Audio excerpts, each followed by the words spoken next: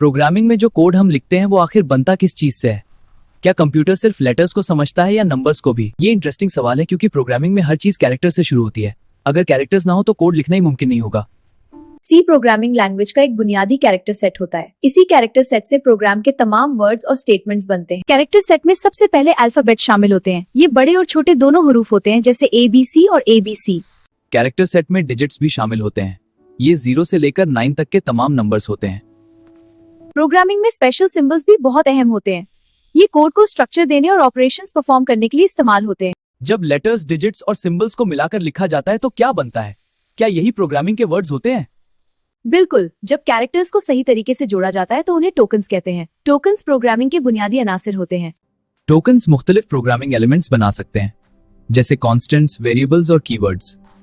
Keywords को reserve words भी कहा जाता है। हम पहले ही कीवर्ड्स के बारे में सीख चुके हैं।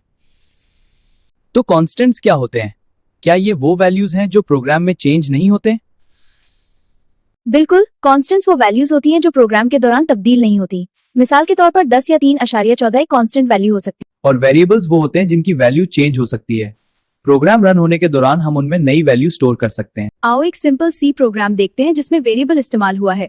इससे कॉन्सेप्ट और क्लियर हो जाएगा। अब मुझे समझ आ गया कि प्रोग्राम कैरेक्टर से शुरू होता है और इन्हीं से टोकन्स, वेरिएबल्स और कॉन्स्टेंट्स बनते हैं। आज हमने सी लैंग्वेज का कैरेक्टर सेट सीखा और टोकन्स, कॉन्स्टेंट्स और वेरिएबल्स का इंट्रोडक्शन भी देखा। प्रोग्रामिंग स्टेप बाय स्टेप सीखने से सब कुछ आसान लगने लगता है। बस कॉन्सेप्ट्स को सही तरतीब से समझना जरूरी है।